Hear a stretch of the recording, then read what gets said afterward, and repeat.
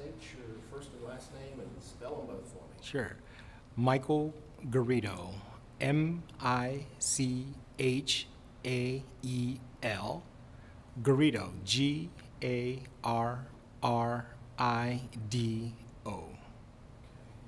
Tell me what's your first exposure to the Sisters of St. Joseph? Sure.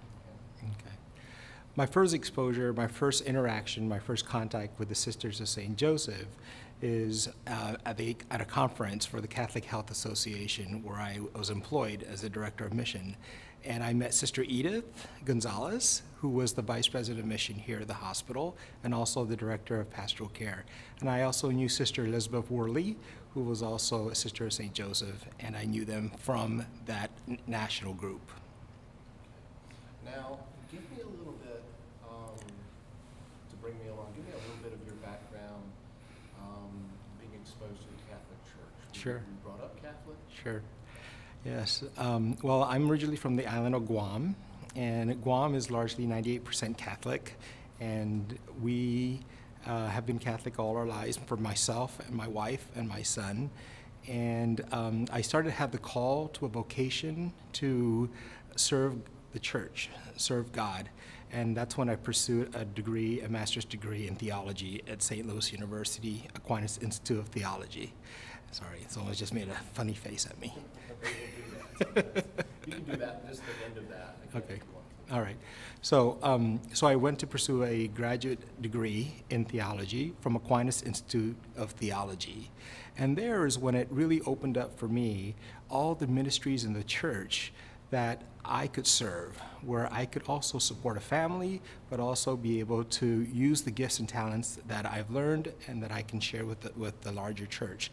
And it was there that I first got a glimpse of the ministry of healthcare, which had been foreign to me because growing up in an island without a Catholic hospital, I didn't realize that that actually was a ministry of the Catholic Church. And so I was very intrigued with it, and so much so that I began to get involved at the local Catholic hospital. And it was at that moment that I knew that this is where God is revealing God's self to me to be able to serve in healthcare ministry. And so I pursued that vocation, and I've been doing it now for close to 11 years. Okay. You started when you were 10, right? That's right. So what brought you here to Mercy? Yeah, well, I previously served as a vice president of mission integration for other Catholic hospitals in the country. And when the opportunity opened up here at Mercy Miami, I was invited to come and apply and to learn more about the ministry here. And I thought it was a really unique opportunity because this was the first time where a for-profit health system is acquiring a Catholic hospital system that's non-for-profit.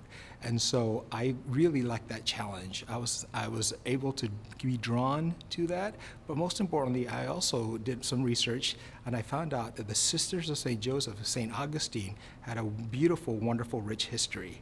And I thought that is a ministry where I can belong to, where I will be accepted, where I can also utilize my gifts. So in that discovery, what little tidbits of the history of the sisters have you learned thus far? Well, when I received the call to be invited down for interviews and went through the interview process, and I've got to see Miami for the first time, experience the facility that was that had been here since 1950, and actually when I got to see the space and meet the people, I began to fall in love with the area, with the hospital, with the ministry itself.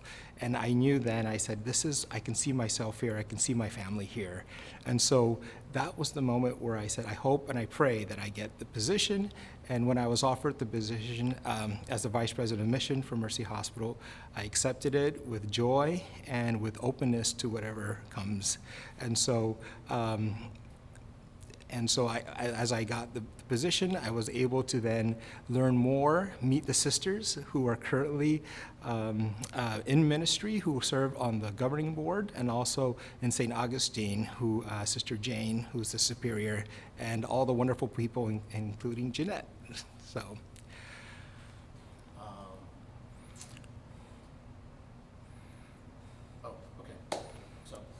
talk about this culture Sure, and talk about how important Catholicism, the church, sure. is, and especially in a unique way with the hospital for Yeah. people who come here to Yeah. use these services. Yeah. Oh, wow, this is a very unique situation here in Miami, where there's over 1.3 million Catholics. And to be able to minister in a facility that was founded in 1950, when Archbishop Hurley first commissioned and invited the sisters to come and establish a healthcare ministry here in Miami, and particularly in Coconut Grove. That openness to be able to come and learn the healthcare ministry and know what it's like to run and be an administrator and serve in that capacity really helped inspire me to understand what the commitment they had towards their neighbor. And that's what the Sisters of St. Joseph are all about. It comes from the Gospel of Luke, Luke 10, that talks about the Good Samaritan. And we can see behind me that there's a big mural, which was done by an Italian artist, where the sisters meditated and prayed over that parable over and over. And when I do orientation to Mercy Hospital for new employees, for physicians, I always refer back to that gospel, to that parable that says, love your neighbor as yourself. Just off camera right now. Sure. Is this the original chapel that was put? Yes, in fact, this is the first building to be built, and then everything else expanded after this. So this is the original 1950 building, and then it continued to grow that way and that way. Give me a little piece of that. Say, currently we're standing Yeah, here, and just give me a little piece of this. Okay. Well, we are standing in this beautiful chapel that holds about 150 people, and it's one of the largest chapels that I've been in a hospital. But in 1950, the sisters felt that this was where they should start to build a foundation that centers on the spirituality, the charism of the sisters, the spirit of the sisters, and of course, where they would come and pray and receive that gift that would allow them to continue to be ministered, to continue to minister. So this chapel has so much rich history, and we're looking at the original building where the sisters first built a foundation upon.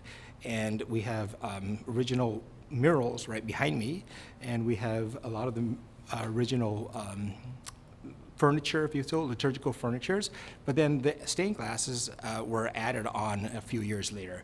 But they're a real sign of how the sisters really felt the presence of being here for a long period of time and continue to carry on that mission.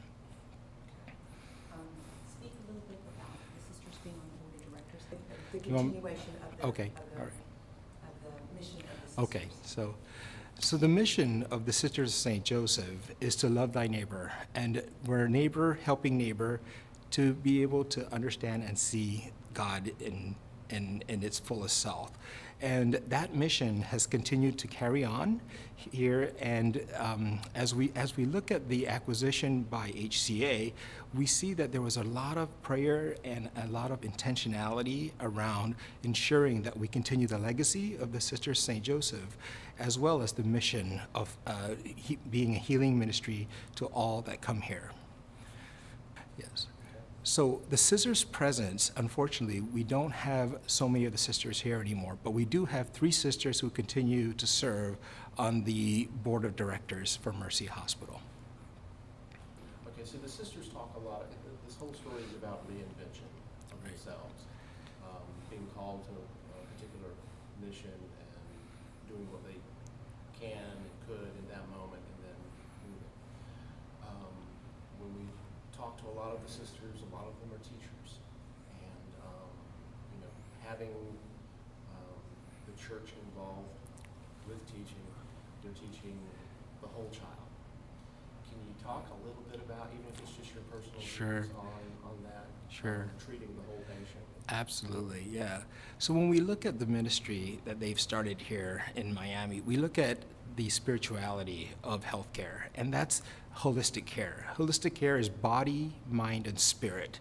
And the sisters had always emphasized that in their ministry. And as they passed on the baton to us, and now during orientation, and when we bring in people to this organization, we remind them that now the baton's passed on to them, and that they have to also remember that they're here to serve, and they're here to treat the person body, mind, and spirit. Looking at it, and we're looking at history, and then we're looking at the present day, what do you think the legacy is of these sisters? Yeah.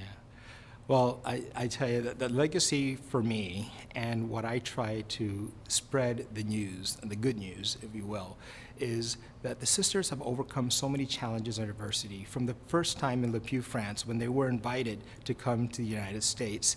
I mean, for these French nuns, French sisters, to be able to overcome the language barriers and come to a whole different country. But then their mission at that point was to teach the new slaves, the new freed slaves. I mean, that in itself is so inspiring. And when I say that during our orientation, the physicians, the nurses, who all of them are not from the United States, they may come from different parts of the world, they realize that they share that connection with them. You obviously prepared some pieces that you knew you were going to talk about. Right. Any of those you want to go ahead and give me without me prompting? Yeah.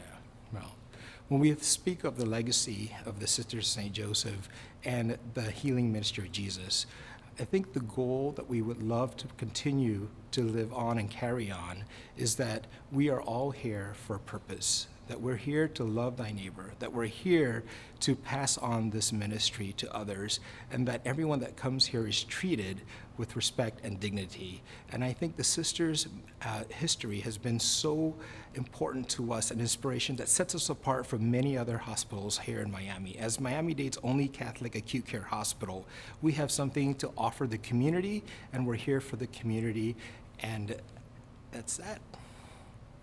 Okay, I just wasn't sure that I heard you talk about the little hospital on the hill. Did you talk about the little Could you sort hospital of on paint the hill? that picture for us? Paint a picture of the little hospital on the hill. From its earliest beginnings, Mercy Hospital, that little hospital on the hill, continued to grow. The sisters met the needs of the growing Miami area and responded to the community. And now, in this year, we have over 475 beds. We served over 100,000 patients just last year alone. From its humble beginnings, the little hospital by the bay has grown from 50 beds to 475 beds.